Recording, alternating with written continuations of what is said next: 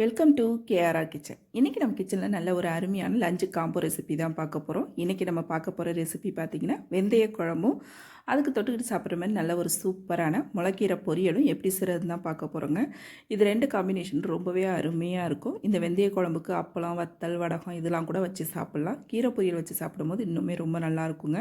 நான் இன்றைக்கி முளைக்கீரை பொரியல் செஞ்சு காட்டியிருக்கேன். நீங்கள் வந்து இதுக்கு பதிலாக முருங்கைக்கீரை பொரியல் கூட வச்சு சாப்பிட்லாம், அதுவும் நல்லாயிருக்கும். அந்த ரெசிபி ஏற்கனவே போட்டிருக்கேன், அதோட லிங்க் டிஸ்கிரிப்ஷனில் கொடுக்குறேன், தேவைப்படுறவங்க செக் பண்ணிக்கங்க. இப்போ வாங்க இந்த குழம்பும் கீரை பொரியலும் எப்படி செய்கிறதுன்னு பார்த்துடலாம். இப்போ ஃபஸ்ட்டு நம்ம கீரை பொரியல் எப்படி செய்கிறதுன்னு பார்த்துருவோம். அதுக்கு அடுப்பில் ஒரு கடாய் வச்சுருக்கேன். அதில் ஒரு 2 டீஸ்பூன் அளவுக்கு எண்ணெய் சேர்த்துக்கிறேன். எண்ணெய் நல்லா காயட்டும். கீரை பார்த்திங்கன்னா ஒரு 2 கட்டு அளவுக்கு முளைக்கீரை எடுத்து நல்லா அலசிட்டு, ஃபஸ்ட்டு கீரையை நல்லா அலசிட்டு அதுக்கப்புறம் கட் பண்ணுங்கள்.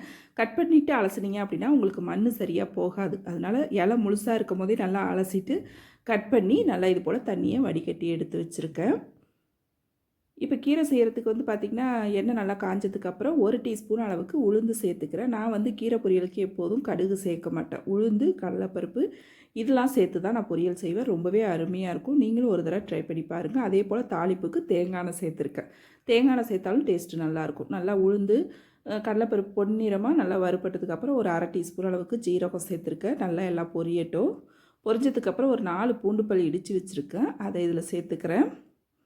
கொஞ்சமாக பெருங்காயத்தூள் சேர்த்து ஒரு 2 வரமிளகாய் கிள்ளி வச்சுருக்கேன், அதையும் இதில் சேர்த்துட்டு நல்லா வதக்கி விட்டுக்குவோம். இப்போ மிளகாய் நல்லா செவந்து வரட்டும். இப்போ மிளகாய், பூண்டு எல்லாம் நல்லா வறுபட்டதுக்கப்புறம் பார்த்திங்கன்னா ஒரு பெரிய வெங்காயம் கட் பண்ணி வச்சுருக்கேன், நல்லா பொடுசாக கட் பண்ணிக்கோங்க. இப்போ அதையும் சேர்த்து லைட்டாக வெங்காயத்தை வதக்கிக்குவோம். கீரை பொரியலுக்கு வந்து பார்த்திங்கன்னா வெங்காயம் ரொம்ப செவக்க வதக்கக்கூடாது, கண்ணாடி பக்குவத்துக்கு வதக்கணும்னா போதும். அதனால் லைட்டாக வதங்கி வரட்டும். இதுலேயே வந்து கீரைக்கு தேவையான அளவு உப்பும் சேர்த்து நல்லா வதக்கி விட்டுக்குவோம். இப்போ கீரை நல்லா வதங்கிடுச்சு. அதே போல் கீரைக்கெலாம் பார்த்திங்கன்னா தண்ணி அதிகமான அளவு தேவைப்படாது. நம்ம டீ கிளாஸால் ஒரு 1/2 கிளாஸ் அளவுக்கு மட்டும் தண்ணி சேர்த்துருக்கேன். நமக்கு கீரையிலேருந்து வேறு தண்ணி விட்டு வெந்து வரும், அதனால் கம்மியான அளவு தண்ணி சேர்த்துக்குங்க.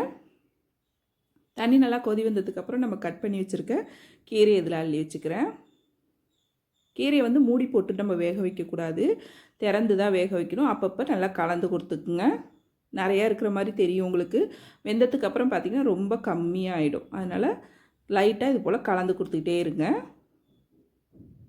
2லேருந்து ஒரு 3 நிமிஷத்துக்குள்ளே நல்லா வெந்து வந்துடுங்க. கீரை பார்த்தா தெரியும் உங்களுக்கு. நல்லா வெந்து சுருங்கி வந்துடுச்சு பாருங்கள். தண்ணி மட்டும் செத்த வற்றட்டும். வற்றினதுக்கப்புறம் நம்ம தேங்காய் துருவல் சேர்த்துக்கலாம்.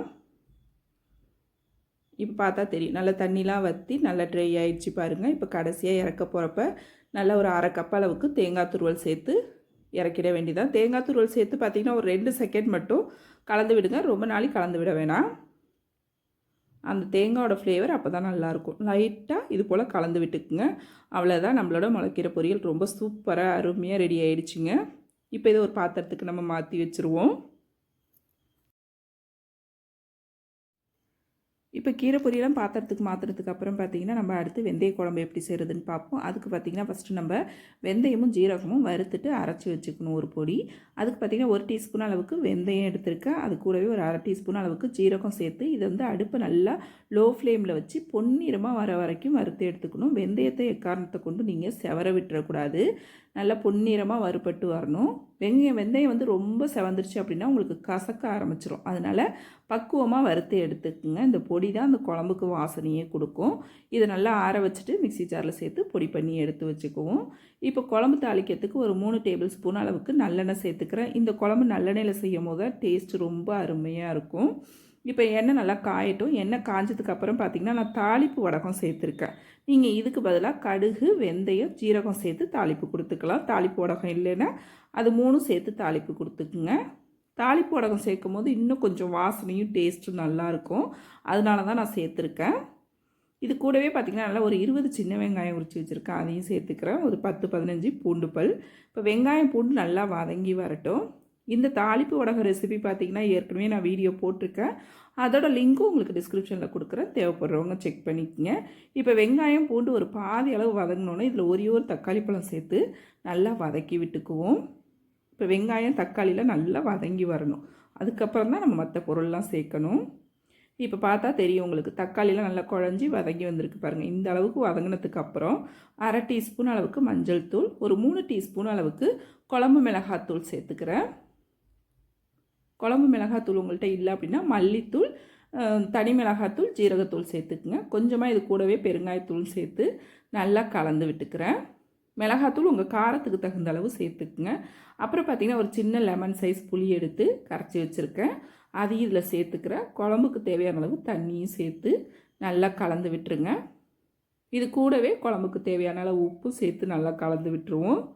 கலந்ததுக்கப்புறம் உப்பு காரம்லாம் போதுமானு செக் பண்ணிக்கோங்க. தேவைன்னா இந்த ஸ்டேஜ்லேயே சேர்த்துக்கலாம். இப்போ இந்த குழம்பு பார்த்திங்கன்னா நல்லா ஒரு மூடி போட்டு ஒரு 5லேருந்து 10 நிமிஷம் நல்லா கொதிக்க விடுங்க. அந்த மிளகாத்தூளோட பச்சை வாடையெல்லாம் போய் குழம்பு நல்லா கொதித்து கொஞ்சம் திக்காகி வரும். நல்லா கொதிக்கட்டும், அதுக்கப்புறம் பார்ப்போம். இப்போ பார்த்தா தெரியும் உங்களுக்கு, முந்திக்காக குழம்பு கொஞ்சம் திக்காகி இருக்குது, நல்லாவே கொதித்து வந்துருச்சு. இந்த ஸ்டேஜில் பார்த்திங்கன்னா ஒரே ஒரு கொத்து கருவேப்பிலை சேர்த்துக்கிறேன். அப்புறம் நம்ம அரைச்சி வச்ச பொடியும் இதிலேயே சேர்த்துக்குவோம். சேர்த்ததுக்கப்புறம் பார்த்திங்கன்னா ஒரு 1/4 கப் அளவுக்கு தேங்காய் பால் எடுத்து வச்சுருக்கேன். நல்லா திக்கான தேங்காய் பாலாக எடுத்து வச்சுருக்கேன், அதையும் சேர்த்துக்கிறேன். நல்லா ஒத்தாப்பில் கலந்து விட்டுருங்க. குழம்ப இன்னொரு 5 நிமிஷத்துக்கு நல்லா கொதிக்க விடுங்க. நல்லா கொதித்து திக்காகி வரும், எண்ணெய் பிரிஞ்சு வரும், அது வரைக்கும் நல்லா கொதிக்க வைக்கணும். அப்போ தான் குழம்பு நல்ல டேஸ்ட்டு கொடுக்கும். நல்லா ஒரு 5 நிமிஷத்துக்கு கொதிக்கட்டும். இப்போ பார்த்தா தெரியும் குழம்பு நல்லா திக்காகி நல்லா கொதித்து வந்திருக்கு பாருங்கள். இந்த ஸ்டேஜில் குழம்பு நல்லா கமகமன் வாசனையோட ரொம்பவே சூப்பராக இருக்குங்க. அவ்வளோதான், இந்த பக்குவத்துக்கு இருந்துச்சுன்னா நமக்கு கரெக்டாக இருக்கும். அடுப்பை ஆஃப் பண்ணிடலாம். நம்மளோட வெந்தய குழம்பு ரொம்ப சூப்பராக அருமையாக ரெடி ஆகிருக்கு பாருங்கள். இந்த தேங்காய் பால் சேர்த்து செய்யும் போது டேஸ்ட் இன்னுமே சூப்பராக இருக்கும். நல்ல சூடான சாதத்தில் போட்டு பிசைஞ்சு சாப்பிட்றப்ப அவ்வளோ ஒரு அருமையாக இருக்குங்க. இட்லி தோசை கூட வச்சு சாப்பிட்றதுக்கு கூட இந்த குழம்பு ரொம்பவே சூப்பராக இருக்கும். இன்றைக்கி நான் சொன்னது போலவே இந்த வெந்தய குழம்பும் கீரை பொரியலும் செஞ்சு பாருங்கள், ரொம்பவே அருமையாக இருக்கும் இந்த காம்போ. ட்ரை பண்ணி பார்த்துட்டு எப்படி இருக்குன்னு எனக்கு கமெண்ட் பண்ணுங்கள். என்னோட இந்த ரெசிபி பிடிச்சிருந்ததுன்னா லைக் பண்ணுங்கள், ஷேர் பண்ணுங்கள். மறக்காமல் நம்ம கேஆர்ஆர் கிச்சனை சப்ஸ்கிரைப் பண்ணி வச்சுக்கோங்க. நாளைக்கு வேறொரு ரெசிபியோடு சந்திப்போம். தேங்க்ஸ் ஃபார் வாட்சிங்.